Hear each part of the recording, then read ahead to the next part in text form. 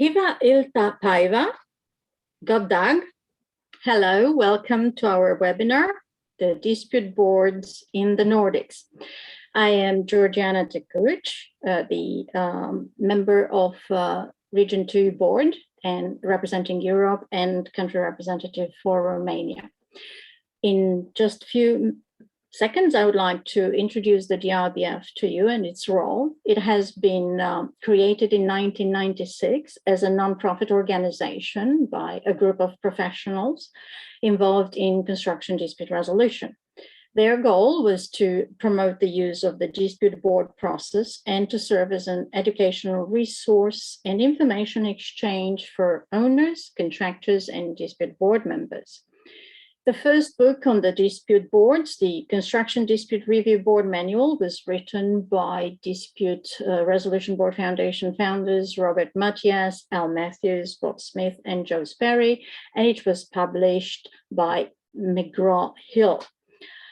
The current manual has been updated a couple of years ago, and we would recommend you as an important tool for dispute boards. Since 1996, the RBF has continuously worked to develop training programs and resources focused on best practices and ethical conduct in dispute resolution for projects. It has a comprehensive project database that has been tracking the use of dispute boards on projects worth more than $275 billion. It has been in time growing to have an international membership approaching 1,000 members and is represented in more than 70 countries. Each year, the DRBF hosts educational seminars and conferences and publishes updated materials on the evolution of the dispute process. If you are interested in dispute boards, this is one of the organizations you would want to be a member of. It has a comprehensive library and database on dispute boards. We would recommend you to consult also our event calendar page. We are developing a lot of webinar programs and conferences on various topics in relation to dispute boards.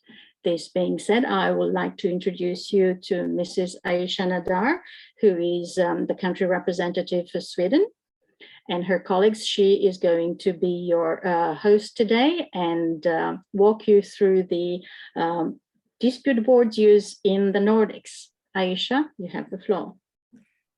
Thank you so much, Georgiana. It is a privilege to be with you today and to talk about dispute boards in the Nordics and to introduce the concept in the Nordics, and to be joined by such a distinguished panel whom I'll introduce you to as we go forward. But I'd like to take a moment and talk about the concept of claims and disputes that we all, in dealing with construction and other long-term transactions, face on somehow a daily or continual basis, and it's a constant feature.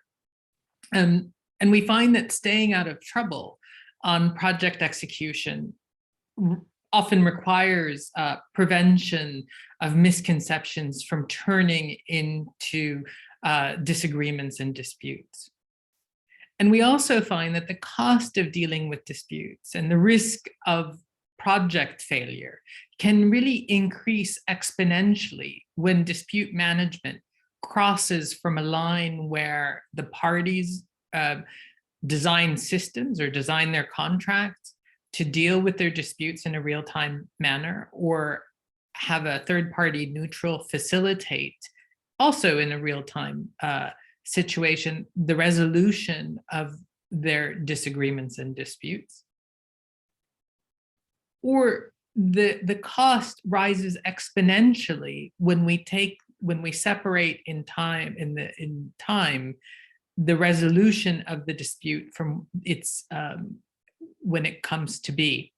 And if we turn to adjudication or arbitration after the dispute has manifested, we see an increase in cost in terms of resolution and in complexity. Obviously, from a business concern, the parties want cost and time efficiency and want to focus on project success. This has led to a multitude of alternative dispute resolution tools being developed. Within this continuum that ranges from prevention to arbitration, dispute boards can be found approximately in the middle, and we'll explain that as we go along. There is absolutely a long tradition in the Nordic countries with ADR tools, including mediation and arbitration. In fact, the ombuds process was first created in Sweden, as I understand. But the concept of a dispute board is new. And that is why, as DRBF members and the DRBF representatives in Sweden and beyond in the Nordic countries, we've designed this 5-part webinar series to help better introduce this concept in the Nordics. We're kicking off this 5-part series with today's session. And today's session is trying to create a firm foundation in an understanding of both disputes and the utility of dispute boards as a concept. Today's session will be followed by roundtables focusing on country-specific roundtables that will be taking place one each during the spring. And please check the DRBF website for the dates and for registration. And we'll be sending out save the dates and notifications as we go along. But getting to dispute boards and how and when to deploy them to realize the promise of time and cost efficiency requires, I would argue, an understanding of both the contours of the tool, of what is a dispute board and how it is meant to be used. And it also requires an understanding of the life cycle of a dispute. Well, today I am honored and delighted to be joined by 3 distinguished speakers that will walk us through and help us come to an understanding of how and when to use dispute boards.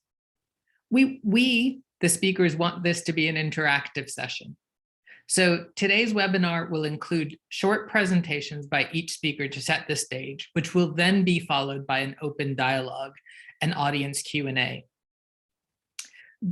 Niall Bunny will first introduce us to the dispute lifecycle and when intervention might or should take place to avoid disputes.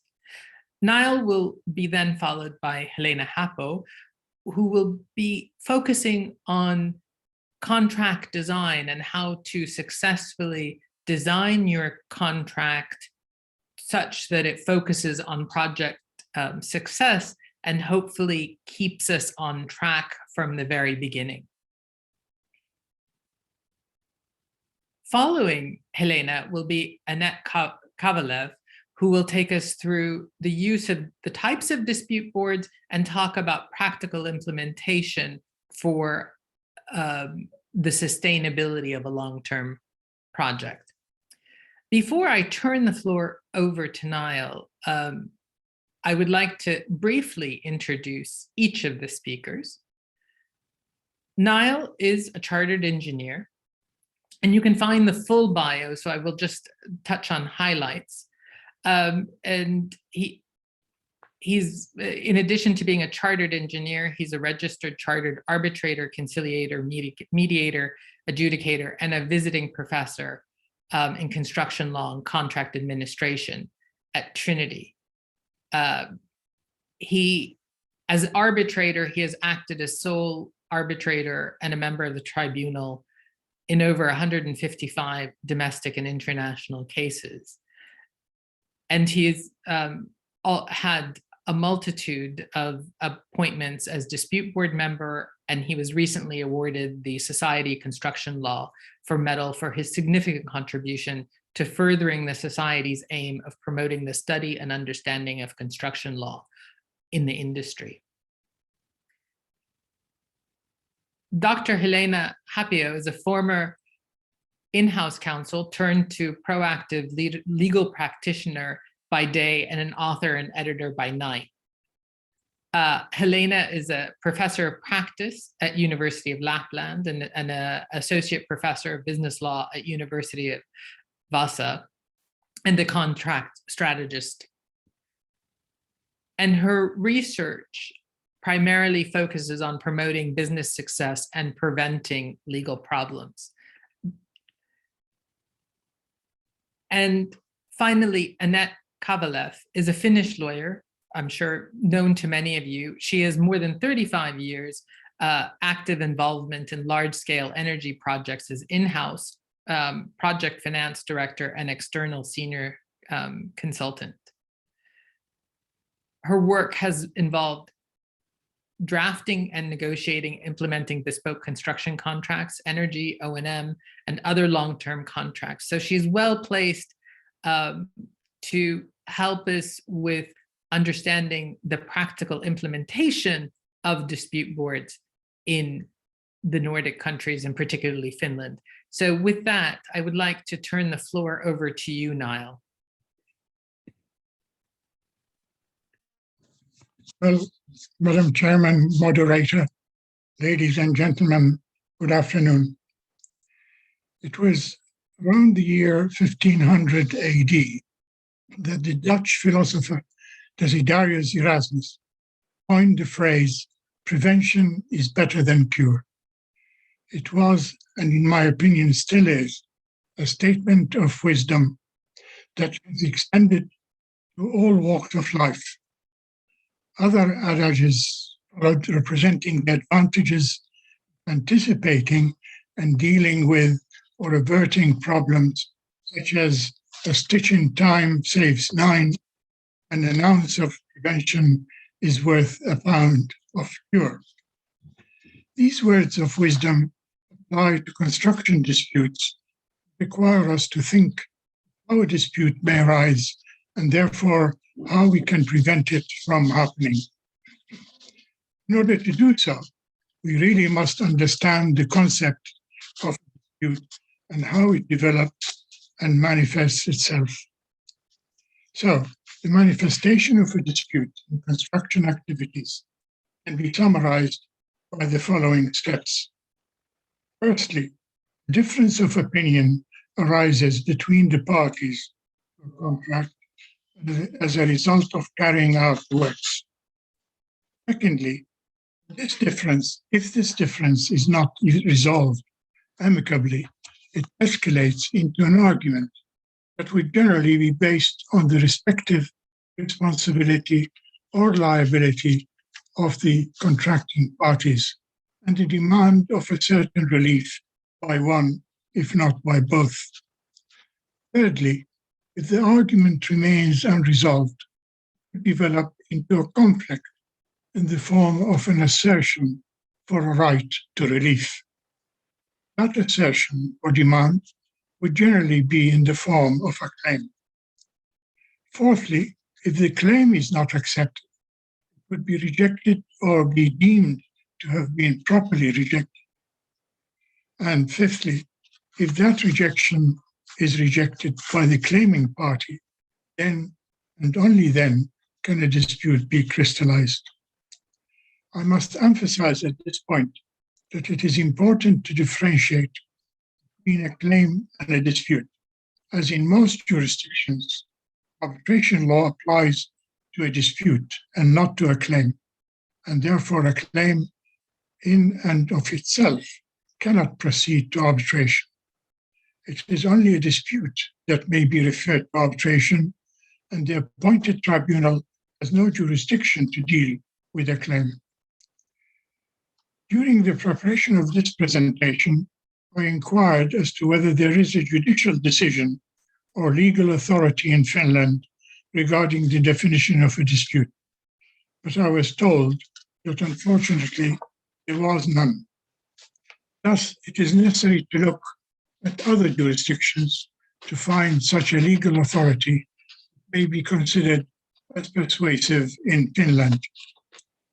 As it happens, there is such an authority in England as to the legal meaning of a dispute. Provided in the English case of Amex Civil Engineering Limited versus Secretary of State for Transport, where Mr. Jackson, Justice Jackson, now Lord Jackson, gave his decision in October 2004. That decision was subsequently taken to the English Court of Appeal, which in March 2005 approved the judgment made by Mr. Justice Jackson. His judgment, Mr. Justice Jackson, concluded in essence the following. He concluded that the word dispute, which occurs in many arbitration clauses, should be given its normal meaning. Secondly, despite the simple meaning, there has been much litigation over the years as to whether or not disputes existed in particular situations. The accumulating judicial decisions have produced helpful guidance in that respect. The mere fact that one party notifies the other party of a claim does not give rise to a dispute. A dispute does not arise unless the claim is not admitted. The circumstances from which it may emerge, the claim is not admitted, are routine. Express rejection. Objectively, be inferred that the claim is not admitted. The respondent may prevaricate, thus giving rise to the inference that he does not admit the claim. He remains silent for a period of time, thus giving rise to the same inference. The period of time for which a respondent may remain silent before a dispute is to be inferred depends on the facts of the case and the contractual structure. Where the gist is well known, a very short period of silence may suffice to give rise to this inference. Sixthly, if the claimant imposes upon the respondent a deadline for responding to the claim, that deadline does not have the automatic effect of failing what would have been a reasonable timeline for responding. On the other hand, a stated deadline and the reasons for its imposition may be relevant factors when the court comes to consider what is reasonable time for responding. Finally, and seventh, if the claim as presented by the claimant is so nebulous and ill-defined that the respondent cannot sensibly respond to it, neither silence by the respondent nor even an express non-admission is likely to give rise to a dispute for the purposes of arbitration or adjudication. Now, having listened to that analysis, if it is accepted, the principles behind it relating to the meaning of a dispute are accepted, then 5 steps to form a dispute can be recognized, and these are essentially as follows. Firstly, a difference of opinion exists, must exist. Secondly, an argument. Thirdly, an assertion of a right to relief, i.e., a claim. Fourthly, a rejection of the claim or a deemed rejection of that claim. And fifthly, a rejection of the rejection. We now have a dispute. Looking at these successive 5 steps, we should now consider the most appropriate or most advantageous point of intervention to prevent the manifestation of the dispute. My answer would have to be that the earlier that intervention is, the better the chance to eliminate the dispute. If the dispute is not prevented, then ultimately it would have to be resolved either by arbitration or litigation. Both of these methods have many disadvantages, including excessive cost, a long period of time for the resolution, intensifying hostilities between the parties, and perhaps more importantly, a loss of control of the outcome. But having decided that the intervention should be as early as possible, what form should it take?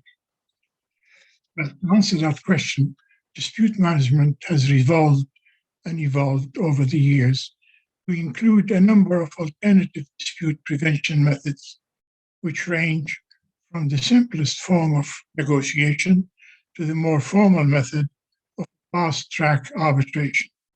They're all preventative measures. However, the methods are popular, in my experience, for an early intervention in the period before a dispute crystallizes are the following. Firstly, dispute boards, whether dispute review board or dispute avoidance adjudication board, as FIDIC has it now, or a combination of both, as the ICC has it.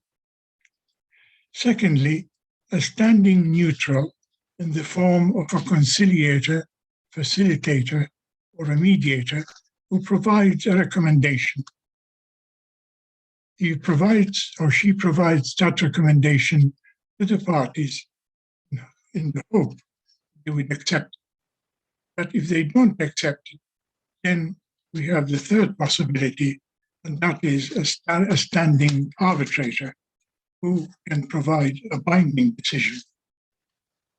Now, on pages 600 to 602 of the third edition of my book on the FIDIC forms of contract, I set out 17 advantages to the first method I have just mentioned, i.e. dispute boards. And I would venture as far as to say that most, if not all, of these advantages apply to the second and third methods that I have just mentioned. Furthermore, having acted in each of these methods as either a dispute board member or a dispute board, a single member, or a standing conciliator or mediator, or as a standing arbitrator, I can say that by simply having someone present in that capacity, parties tended to anticipate or know in some, if not most cases, how the problems met should be resolved without having to refer the issues to me for resolution. In that way, they followed what John Milton said in one of his sonnets in 1673. He said, "They also serve who only stand and wait." Imagine, from 1673, that concept existed. Finally, it must be remembered that whatever method or mechanism of dispute resolution is chosen, it should be incorporated by the parties to a contract in the specific dispute resolution clause at the time of entering their contractual relationship.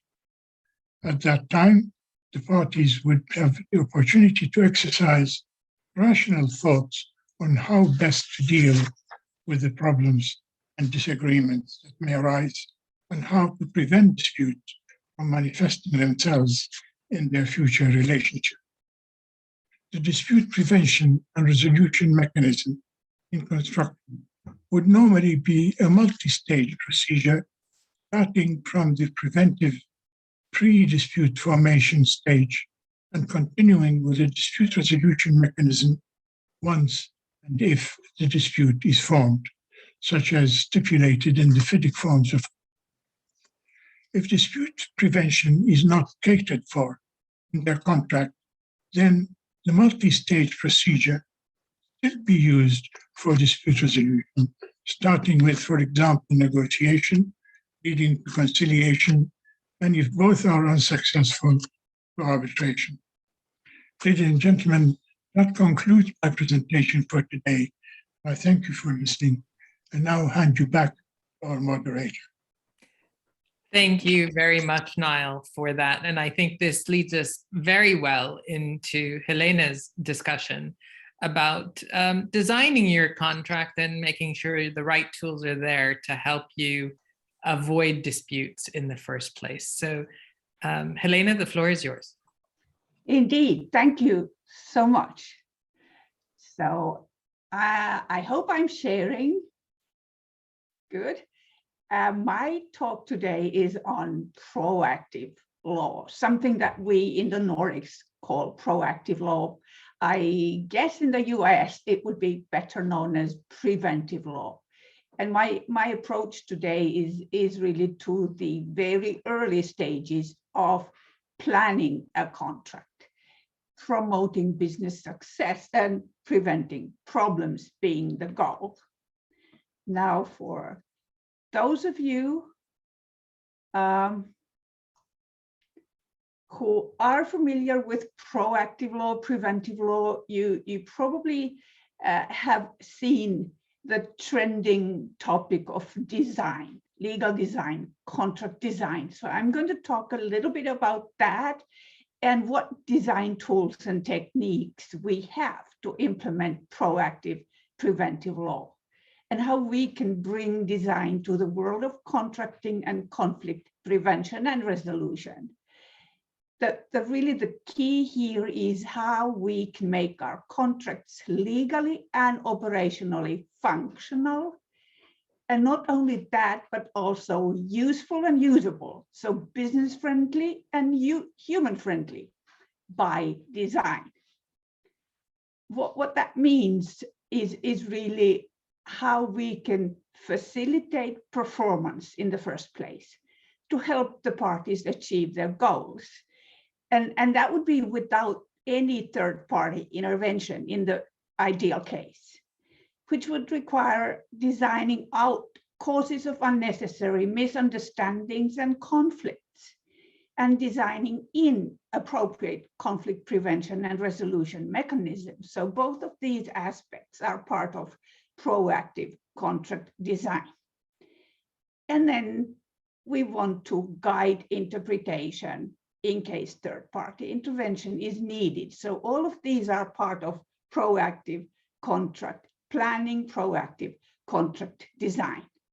We have been developing and researching these topics for quite a while, and at the end of my presentation, I will have some resources listed for you, and I'm happy to share those resources later on. Now, Aisha already mentioned the escalating hostility and increasing cost and time when we go up the ladder of prevention and resolution. And my approach today is really at the very early contract planning stage, where prevention and all the options are possible, where we can design out undesirable things and design in methods to resolve them if they occur as early as possible. So I'm really at the point where the ladder, we haven't even yet gotten to the ladder. We are planning and negotiating and designing our contract. And I deliberately choose to talk about contract design rather than drafting, for example. A lot of what we do and research is borrowed from designers and engineers, actually. And here's David Howarth, who's a quote I really like: law as engineering, thinking about what lawyers do. In the book, he says, like engineers, transactional and legislative lawyers want to make something useful that works for their clients. So that includes contracts as well. Of course, we want to have them functional, useful, and usable for our clients. Lawyers' roles have been changing, and even lawyers' self-image in many cases recently. Instead of a fighter, many lawyers today are problem solvers and problem preventers. And a growing number see themselves as designers, as deal architects or relationship engineers or transaction engineers. So as you can see, the lawyers are approaching the engineers and other professions. Our work and publications so far has really moved from contractual risk management to proactive law, and then later to legal design as a means to implement these approaches. Promoting business success and preventing legal trouble. There's a lot of things that are not that new. Legal design may be less than 10 years now, but there's Lou Brown, the father of preventive law. He published his first book in the 1950s. Jim Groton worked since, and still works since the 1970s in the field of conflict anticipation and prevention and thinking ahead. These two have been my idols in the work that I have been doing on proactive law, proactive contracting since the 1990s. The Nordic School of Proactive Law was set up in 2004. The Proactive Think Tank was set up in 2007, and then we found allies on the other side of the Atlantic, people using the law for competitive advantage, law and strategy, law and management. So various things have really helped us join forces with people throughout the world. Here's Lou Brown. He stated in his first book, it usually costs less to avoid getting into trouble than to pay for getting out of trouble. And this simple truth is so valid still today. Preventive medicine, Lou Brown borrowed a lot of things from preventive medicine, which is really something dealing with the prevention of disease, and not only that, but also the maintenance of good health. Preventive law endeavors to minimize the risk of litigation and secure more certainty as to legal rights and duties. So preventive law shifted focus from the past to the future, from minimizing cost to eliminating causes, from winning in court to preventing litigation. And then the role of lawyers as fighters was changed to lawyers as advisors, planners, problem solvers. The three domains of prevention, this pyramid has been borrowed from medicine as well. There's really three different domains: the causes, the effects, and the consequences. And we want, in the first place, to prevent the cause from arising. And there's plenty we can do with the contracts and the legal thinking ahead approach here. Then we can prevent the cause from doing harm, and if harm occurs, limit the damage. These are really topics that we have been exploring in our research. And what we did in the field of proactive law in the Nordics, proactive contracting as well, we shifted focus and added to the preventive dimension a promotive dimension. We saw contracts not just as legal tools, but also managerial tools, something that helps and guides the people when they want to reach their objectives. A lot of research around this. And then at the end, lawyers as designers, working with clients as part of cross-professional teams. So that's where we stand in contract design and proactive contracting.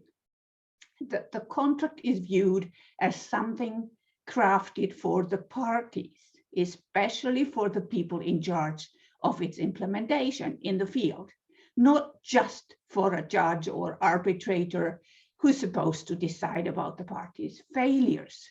So we try to align the interest of both parties so that they both can create value and achieve their goals. And this is really the underlying assumption in what we do when we do contract design. What can be designed and has already been designed, there's so many things. legally and operationally functional, easy to use contract documents, templates, clauses, terms and conditions, and other things, processes, procedures, notices, disclosures, playbooks, and etc. Training materials, and of course, conflict prevention and resolution mechanisms. All of these can be merged. Here's an early example of what we did. We added visuals to text in contracts to avoid misunderstandings about what the contract was about or what it said about duration, for example. So just adding timelines to text was what we did. First in things about contracts like playbooks and guides, and later on in the contracts themselves. We added delivery diagrams, text plus images showing exactly what delivery means, helping people understand and quickly get the view what is intended with delivery. And this has helped us move beyond drafting to design. Doing so, we found that there's this tension between what's business friendly, what's legal friendly, and what's user friendly. And then seeing that other professions have faced similar challenges, we again borrowed something from engineers, architects, designers, design patterns, which are reusable forms of a solution to recurring problems, for example, contract communication problems. We set up a prototype of a pattern library in 2016 with Stanford's Margaret Hagan. We wrote academic papers and even lighter papers, and this prototype library is still there if you want to have a look. But rather, I would recommend you'd have a look at this library, which Stefania Pacera and myself, we built for World CC, formerly IACCM, the International Association for Contract and Commercial Management.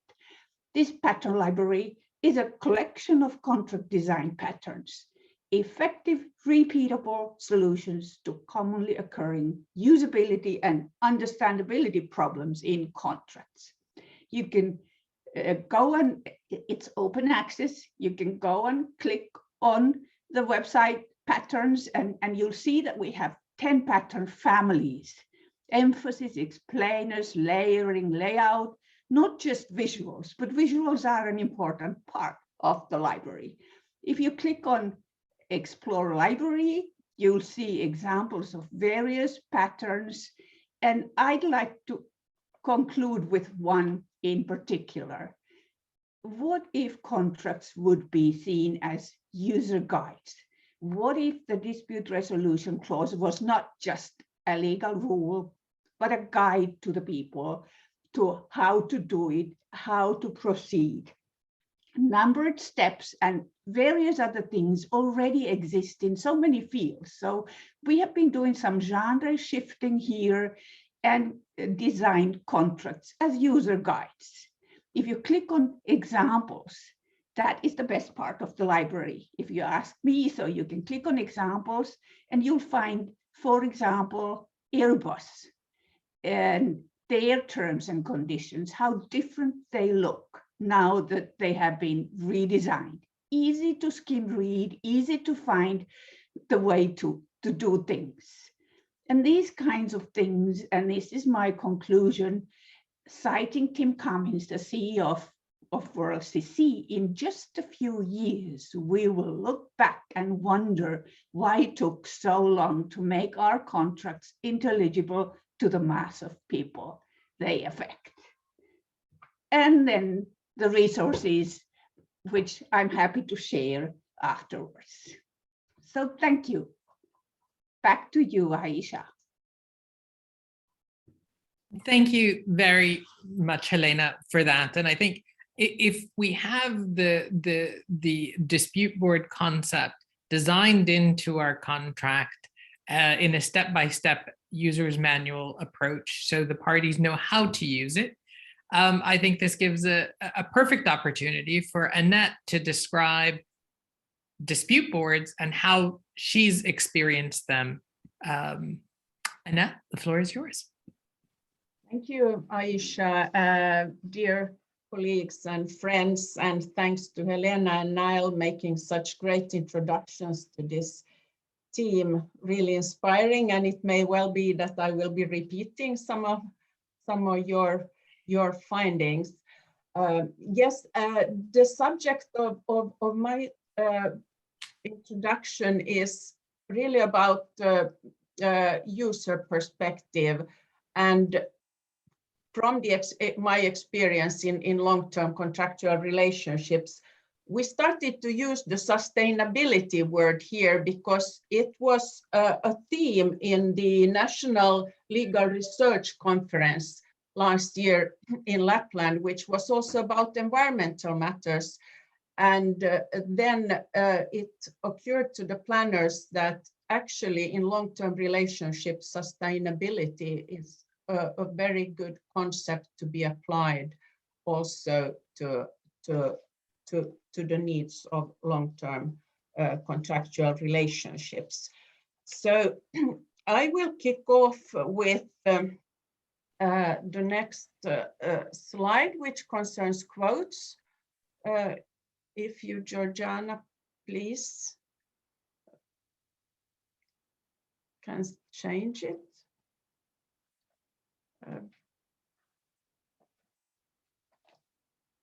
Is there some problem now? Yeah, it seems if Georgiana, you can put the slides in slide show mode and bring the next slide. We're having Georgiana assist with sharing, so we hope we're not having technical difficulties right now. So bear with us just one moment. Sorry, my screen is showing that is sharing. Yeah, it is sharing, but it's not going to the next slide, and it's not in slide view. It is. Okay. Let me try again. I'll restart. Yes, please. Meanwhile, I apologize for the noise. I'm in Western Finland and it's stormy out here. So if you hear some noise, that's why. Are you seeing it okay now? I mean, we see it, but it's still not in slideshow mode. That's weird. Okay. But maybe, I guess we can you go to the next slide? Can you double click to the next slide? I am. No, we just see the introductory slide. Still, okay, let me. There it went to the next slide. Thank you. Now it's disappeared. Yes, I'll well, this is part of why we this. need dispute boards, such that when unexpected unknowns and risks eventuate, we have a practical workaround and well, I can perhaps first I'll restart. Let me know if it's yes, thank you, Georgiana. okay. It is on now, and it should be on the slide mode. Is it? No. Annette, why don't you go ahead and speak, and Georgiana and I will try and do this offline. Sorry to interrupt. Okay. I was suggesting also to do that. The slide which I thought to present is about also from the organization World Commerce and Contracting, which Helena referred to, and they are making the polls about most negotiated terms. And in 2020, they also asked about long-term contracts. And that was in particular interesting to me and really inspiring, part of the inspirations for this presentation also, because long-term contracts are more and more used. My background is in the energy sector, and you may know the power plants constructed are operated for decades. A nuclear power plant is today operated for up to 60 years. And this means that we have long-term contractual relationships.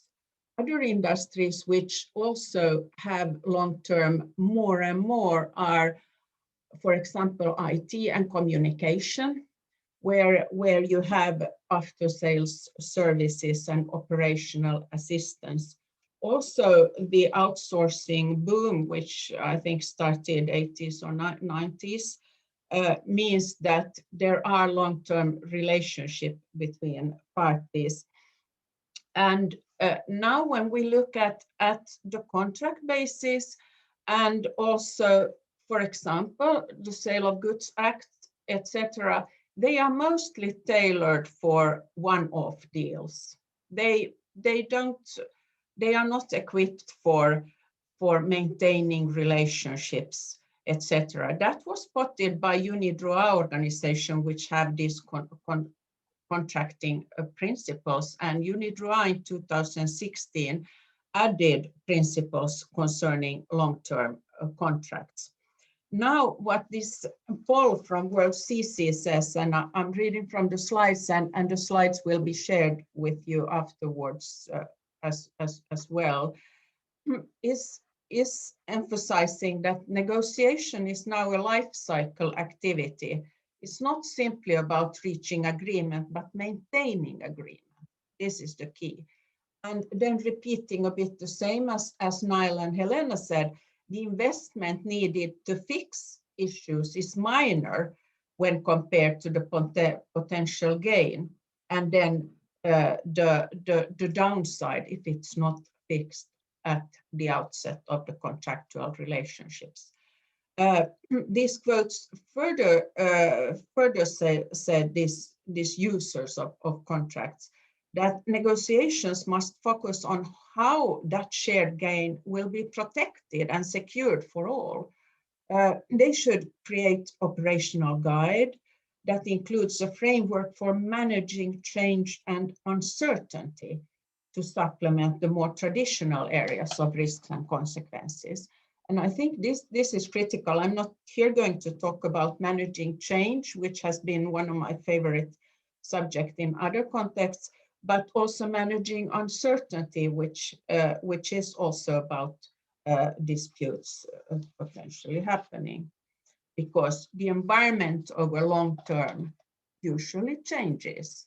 Having a 10 or 20-year contract, it's bound to have changes, as we have seen now with COVID, for example.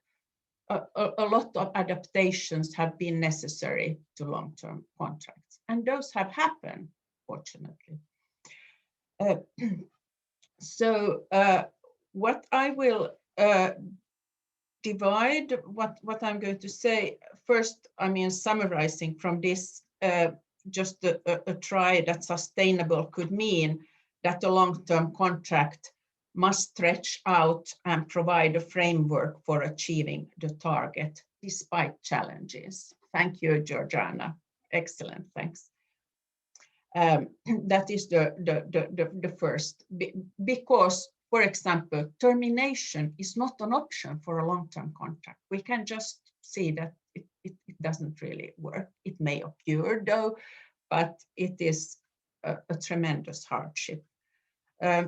So I shall focus on other options than conventional litigation and arbitration for resolution of disputes. And I share my experience. I have some experience of using dispute boards in Nordics and internationally, but I will also lean on DRBF's courses, which I've taken part, and seminars, which have been really inspiring.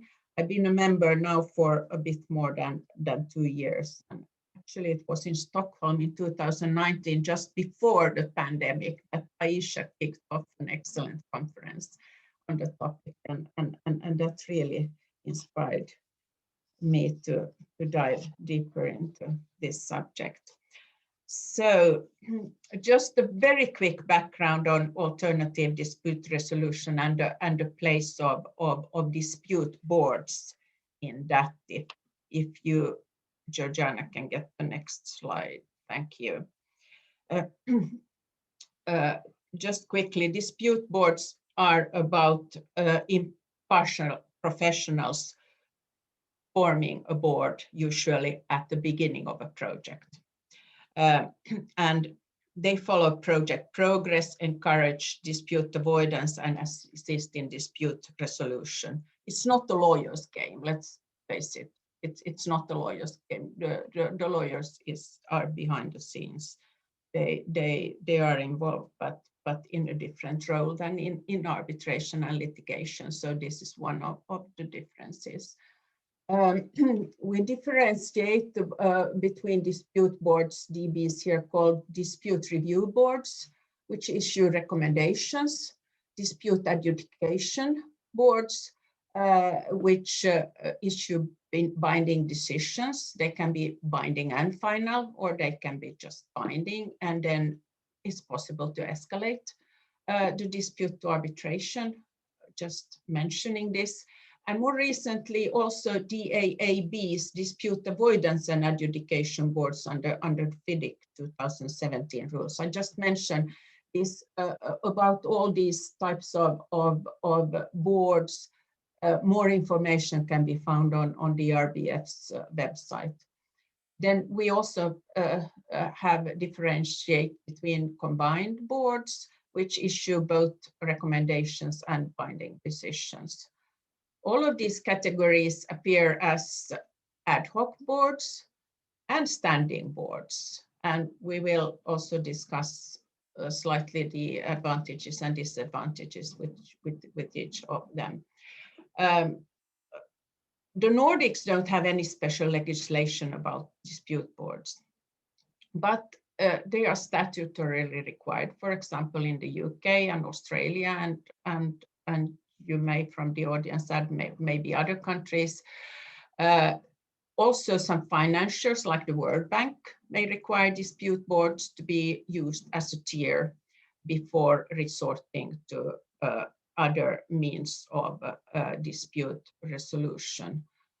Now, they have not been, as mentioned, much used in the Nordics, although they appear. And the answer I often get from colleagues here, and I think also Russia have listed it in their dispute index, that in-house counsels also perceive that this is just another layer, just another step of nuisance to have to move through quickly in order to get really to the beef. I think that may be a two-lawyer view on this, as we can see, I think, from next slide. I just skip over mediation and arbitration, just mentioning them. But Dispute Review Board Foundation's work, which has been groundbreaking, there is statistics showing that standing neutral techniques in more than 90% of the cases resolve the dispute. It's not usual that you have to go to a further step.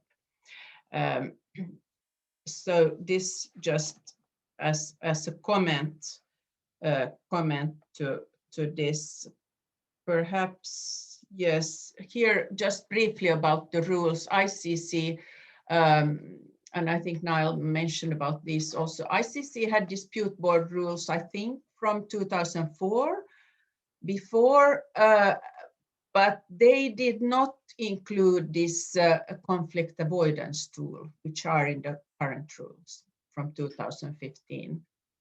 And likewise, FIDIC introduced in 2017 also the dispute avoidance into the adjudication boards. That means that both a board can operate in a kind of dual category. They, on the one side, work for avoiding conflicts, on the other side, decide on disputes if such arise. Just a comment, I think the differences, some of the differences to arbitration, I mean, is more, dispute boards are more proactive. They can be that. They are not lawyer driven. They are informal. You get resolutions often in real time or very quickly.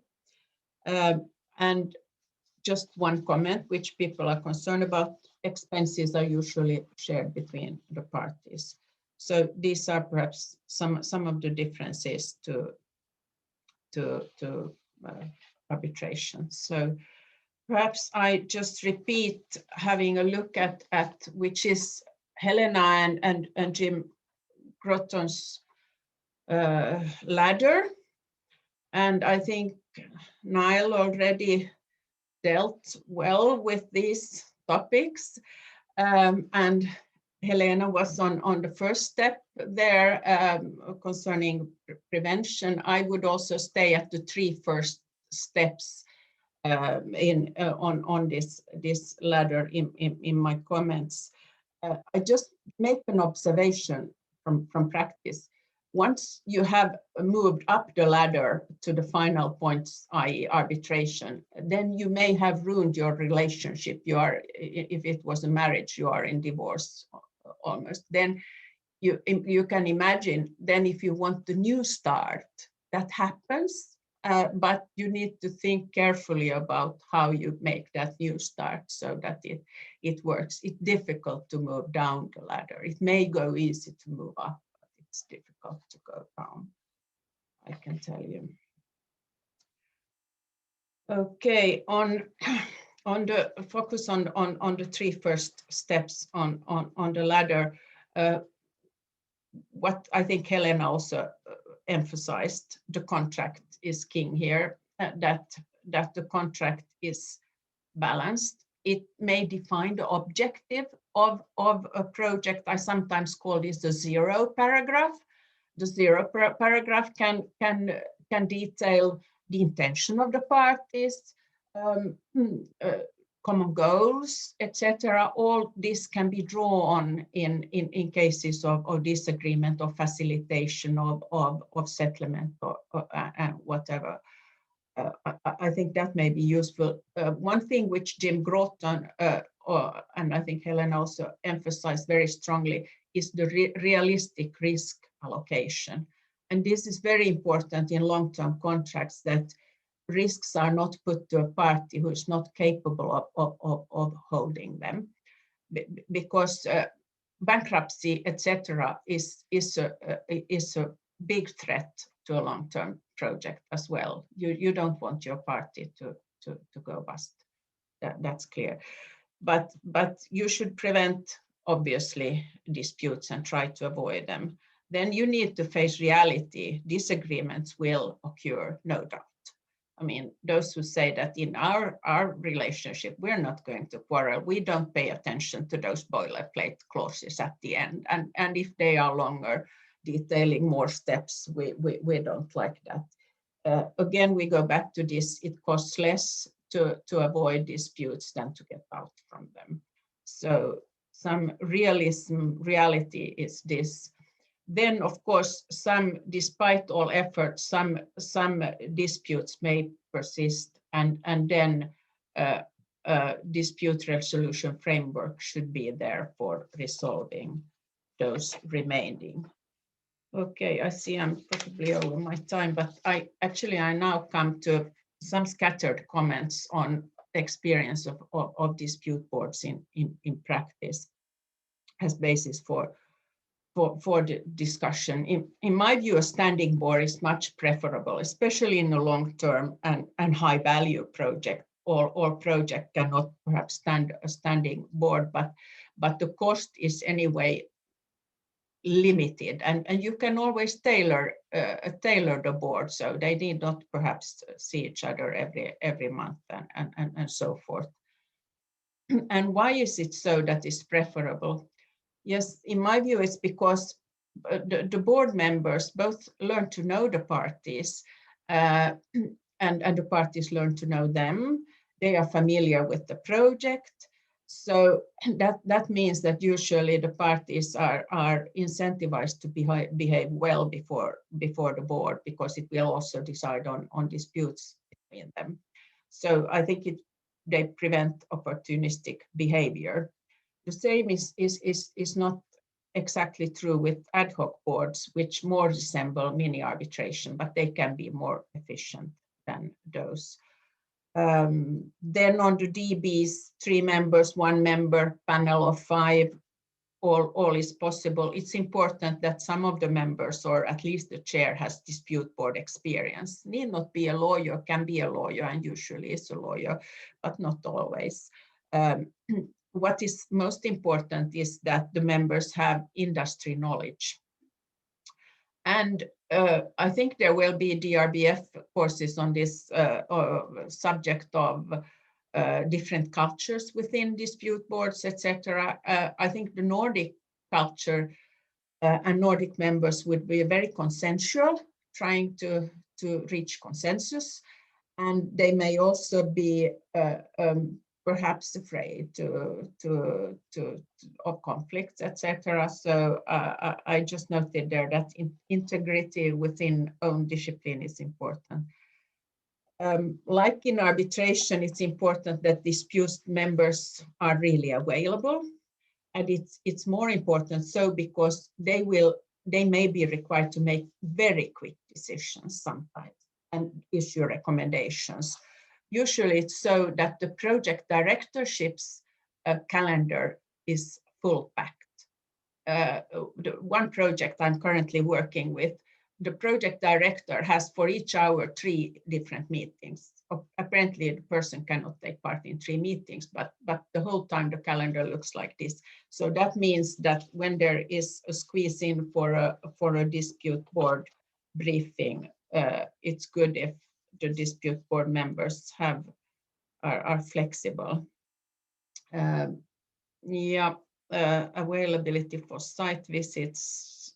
There are some rules in ICC and FIDIC, 3 site visits per year.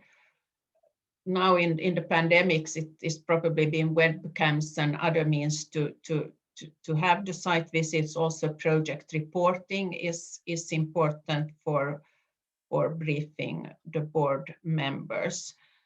But more important, I just summarize perhaps because I'm aware that it's important that the dispute board is positively proactive. I mean, they observe, they issue recommendations, they bring up difficult subjects for discussion between the parties. Point at the elephant in the room I mentioned here.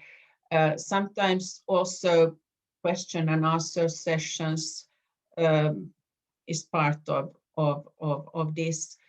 And all that adds on their capability to facilitate amicable solutions.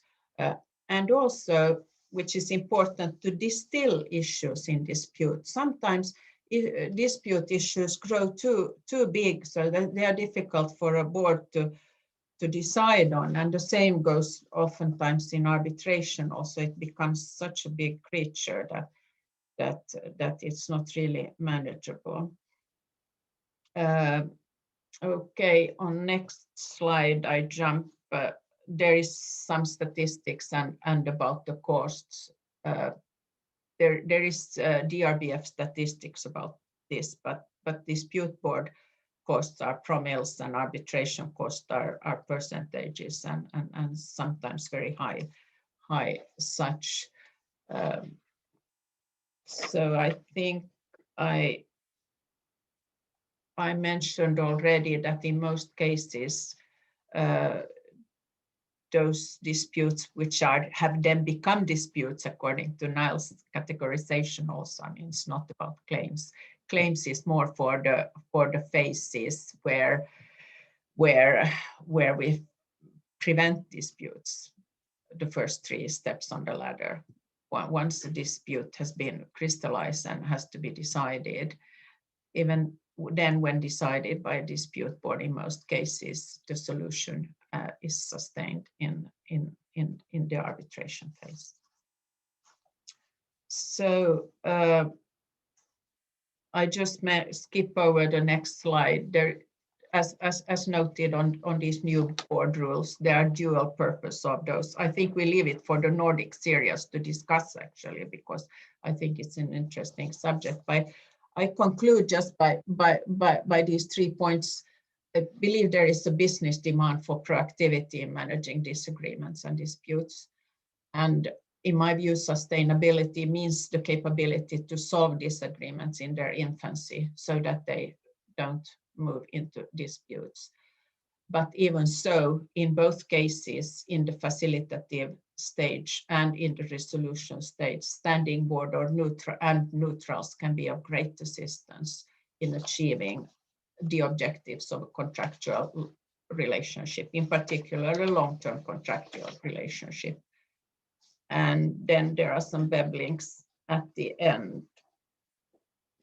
Just mentioned. Thank you very much. I'm sorry for going over my time.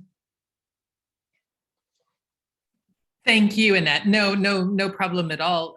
We had the technical difficulties, so I think some of your time was eaten up. So absolutely not. And we would like to now, with this framework and all of us being on the same page of the life cycle of a dispute and the escalation of an issue to a conflict, to disagreement, to dispute, designing your contract, and some of the contours that Annette shared real time, we would like to now interact with you and answer some of the questions that you may have that have surfaced in your experience with dispute boards or during the discussion. So please type your questions as we go along.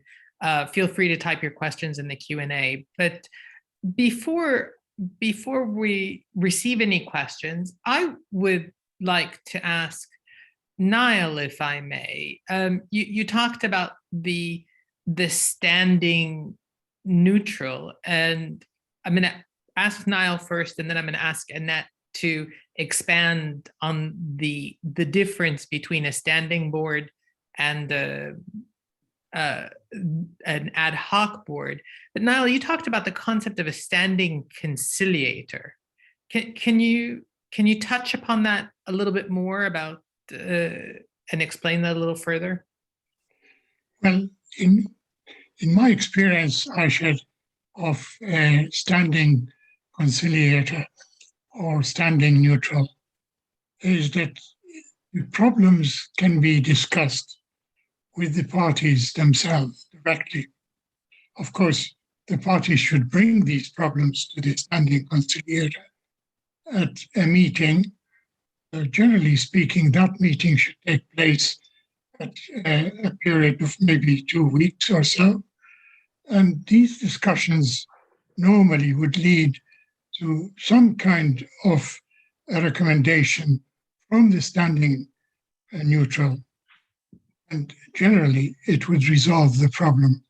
Now, of course, the difference between that and a dispute board is that the period of time for a meeting to take place with a standing neutral is much shorter. So you could arrange, for example, that a meeting should take place every 2 weeks. The discussion would revolve around anything that could have happened during those 2 weeks on site that has caused the problem. That problem should be really resolved at the discussion period, and if not, then it would escalate, as I explained.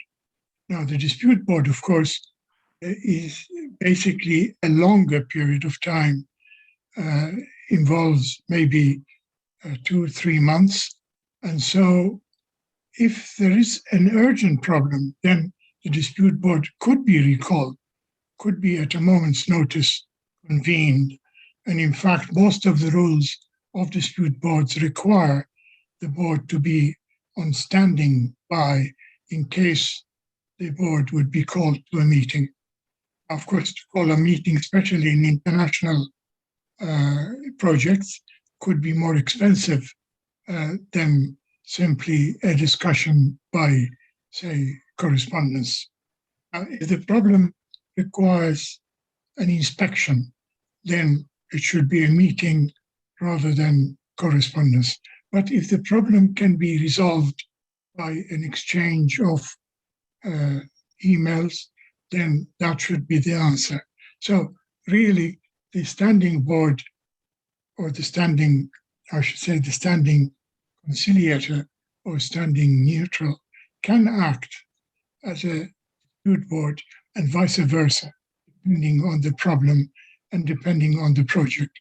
how big is the project, how difficult is the problem, who is in the board, is it experienced people, who is the chairman, is it a single member board or is it a 3-member board, and again, is it a DRB or is it a DAB? Of course, the dispute resolution board would be quite different from disputes review board because the review board can only give a recommendation, whereas a dispute resolution board gives a binding decision. So it would be more amenable to a DRB to act as a standing neutral rather than a DAB. Now, I don't know whether I've No, I think you've given us a lot of food for thought because you've given the whole spectrum on the size of the project, the role in the either standing or the DRB, DAB, and from that vantage point, I'd like to turn to Annette, and who has been involved in very large, complex contracts. I mean, in the nuclear energy sector and the like. So, from the perspective of a large, complex project, can you, Annette, share some of your experience on what is the difference between a standing dispute board and an ad hoc dispute board, and where you find utility and how those work, and you've experienced them, please? Yeah, thank you. Although quite limited, but I think we have been, and as Niall says, the standing neutral or standing conciliator within a recommendation part, they have the many advantages in possibility for fast reactions, and I think also more informal actually, because it's not so much adversarial. My experience from ad hoc boards, which actually first dates back to the 90s in UK about the electricity contract for differences there, they are more adversarial, and when it's just formed for that one issue, and the board or adjudicator is there just to resolve that and then disappears, the parties' behavior is different from those whom they will meet every second month or so. So then it tends to be more mini arbitration, more lawyers involved. And at the same time, there is the problem with the short deadlines. Sometimes the parties define even shorter deadlines than ICC or FIDIC rules, which are 84 days, 90 days or so for decisions. Sometimes they define a month or 1.5 months, and then you may have a lot of documentation, a lot of information which that board has to decide on. So then what I have seen, what did not work so well was very large scope of the dispute when you had many open ends and tried to have the ad hoc board to decide on it. That was not perhaps a good approach. Whereas in other cases, for example, if you have, and this is a fictive example, but if you have abandonment of a site, for example, and you need to get the project back up running quickly, then also an ad hoc board or an ad hoc adjudicator who issues a decision within a short time frame can fix it. So I've heard that has happened. So thank you. I mean, I think what I'm hearing from both you and Niall is that the tool is there, but the tool is tailorable to the contours of your particular project, and you need to kind of think outside of the box. And this dovetails well into, we have a question from Brian Allen, who is asking, is there a dispute board model that can be used for smaller projects to avoid, in parentheses, what might be perceived to be excessive cost of a 3-person board, for example? I will talk about I want to draw Helena into this conversation, because although Helena has a vast experience with contract design, and just what would be the initial steps in looking at a contract? And Anne Rousseau wants to answer this question as DRBF is going to answer that. I'm not sure what that means. DRBF is going to be, or I guess the question, we're going to answer the question. Sorry, I'm new to this. All of a sudden it's going to be answered live. But I'd like to draw Helena into this, what you should be thinking about, including in your contract, where you try and avoid additional expense, perceived additional expense for smaller projects. And then I'll turn it over to Niall and Annette to talk about how to design a dispute board that can be cost effective. Helena, I don't know if I've framed the question properly. What things should you be thinking about in designing your contract to make cost effective dispute resolution, to keep you early on in the steps of the ladder, or to keep you left of the ladder? You're on mute, Helena. Designers begin with what works for the users. So I would think of who are the users and what is the context and what is it that we want to achieve. And there's no one solution that fits all. We sometimes can do it by simplification and in a very quick and short and sweet and simple way.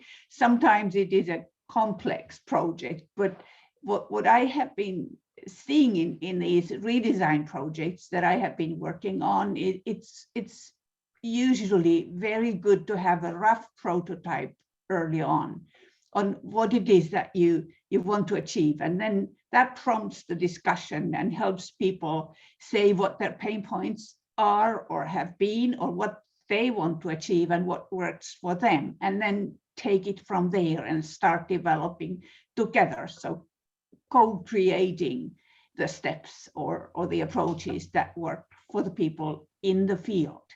And of course, as a legal designer, you will then in the background think of the legal functionality, but that's typically the easier part. I think this is a really good point, because you start from models, you start from something and you use that as a discussion point. We have a comment from Harmut Brul saying that you can use a single member DAB, but a DAB only adjudicates disputes. So Niall and Annette, would it be possible to start from an ICC model or a FIDIC model and then tailor that to your needs as two parties to start the discussion there? Well, I think, of course, to reduce the cost, you would be thinking in terms of one member rather than three. But remember, if you are bringing one member, then that member should be trusted, totally trusted by both parties, an employer and a contractor. That's not very easy to achieve. But luckily for me, I have achieved it in 3 situations.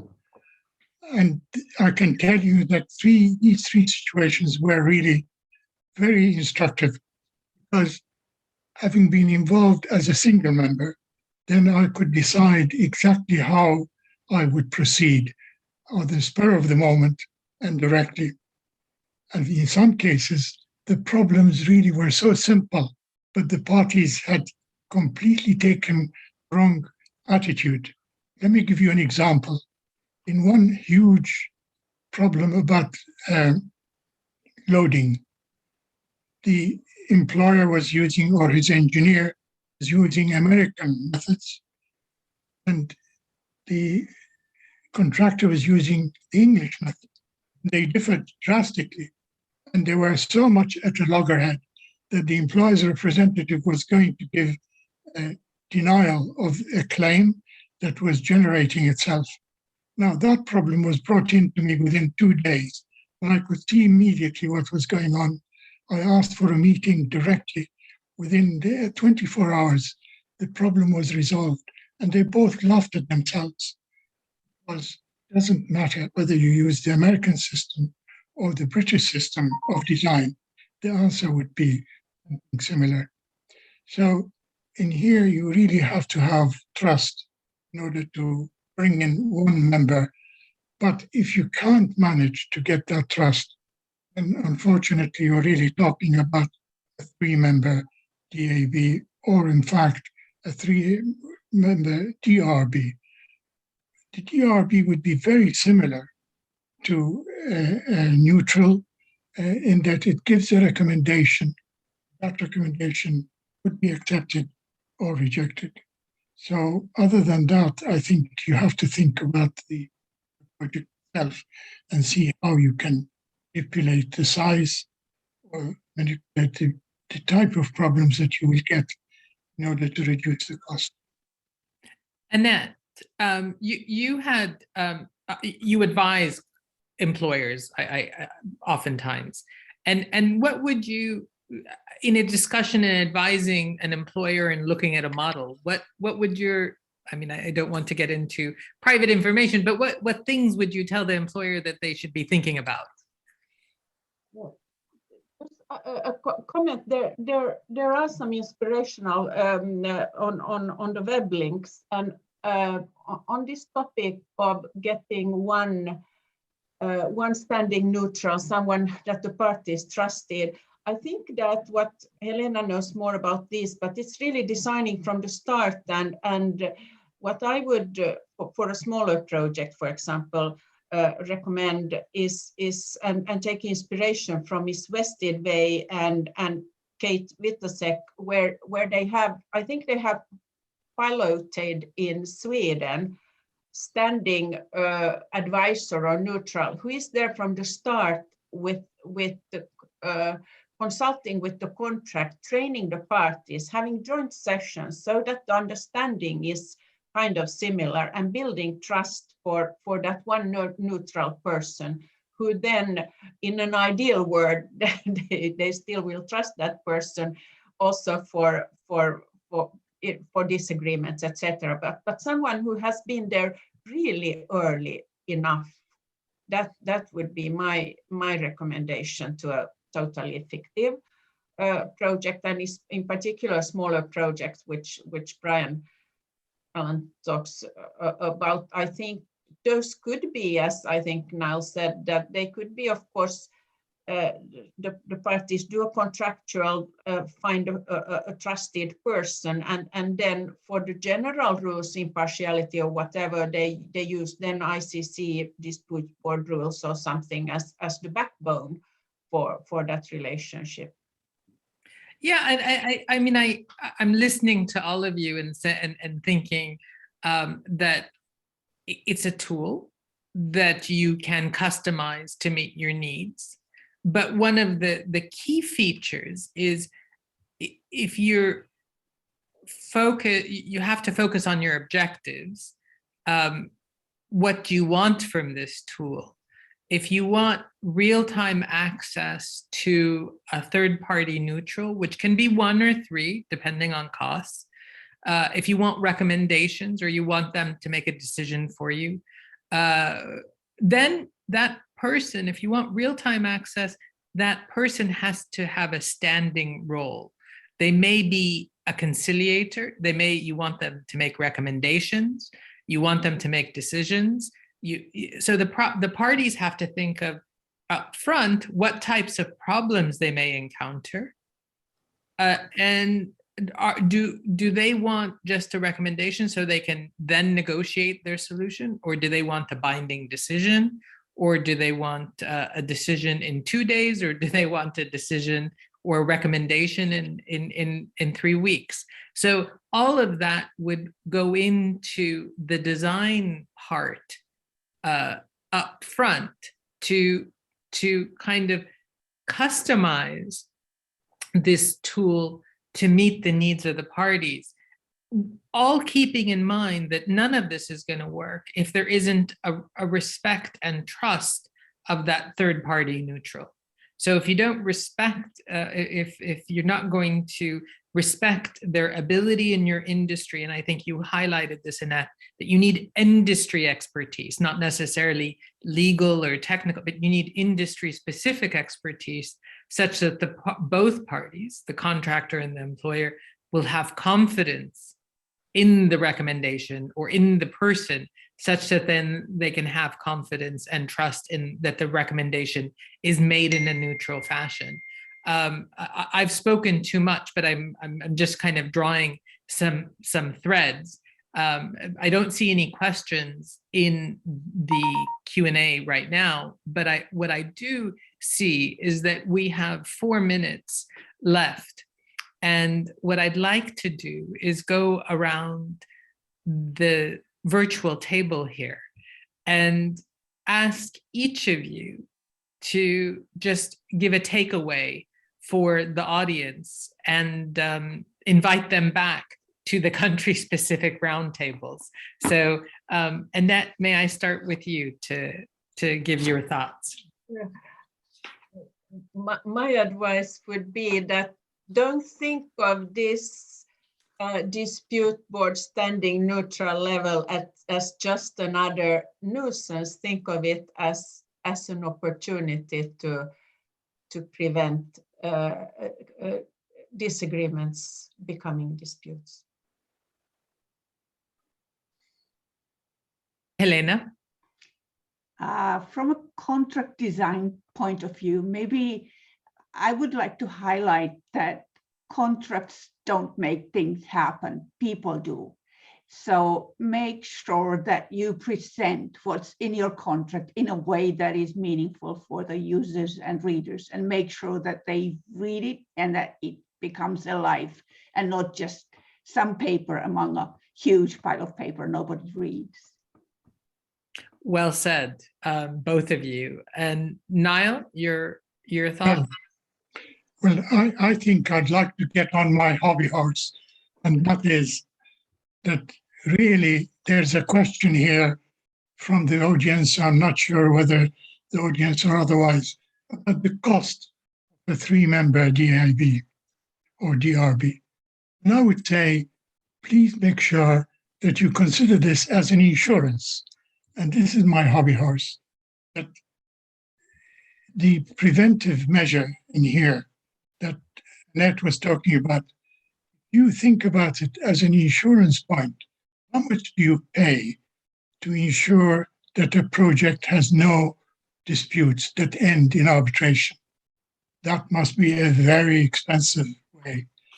I don't know whether it is possible to design that, as Helena says, into the scheme of things, to say, treat this as an insurance and then apply it. So that's the point that I would like to make. Thank you, Niall. And I have 1 minute or 30 seconds left before the end of the conference. And I'd like to remind everybody that we're just starting the conversation about dispute boards in the Nordics, where it's, although ADR, well known in the Nordics, long tradition, the conversation about dispute boards is just starting. We've had an interesting dialogue today where we see that the point of intervention in the dispute resolution, in the dispute manifestation cycle matters. If you want to prevent disputes, you have to catch it early and nip it in the bud, so to speak, before it escalates and goes up that ladder. And you have to give yourself the tools in the contract. You have to design your contract with the users in mind and make sure that they have, not only that they have the tools, but they have the understanding of what the tool is and they know how to use it. They have a user's manual for using it, and so they can deploy it from the first day.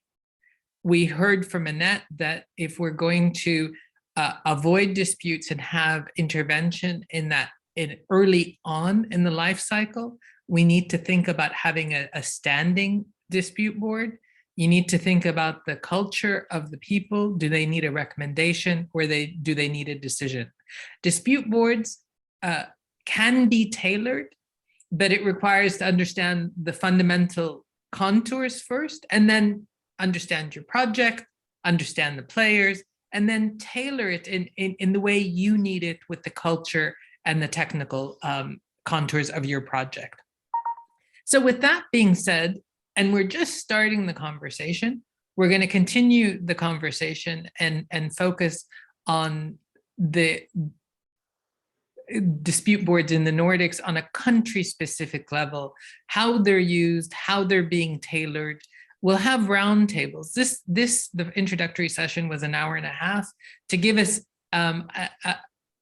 presentations and more of an understanding to put us all on the same page.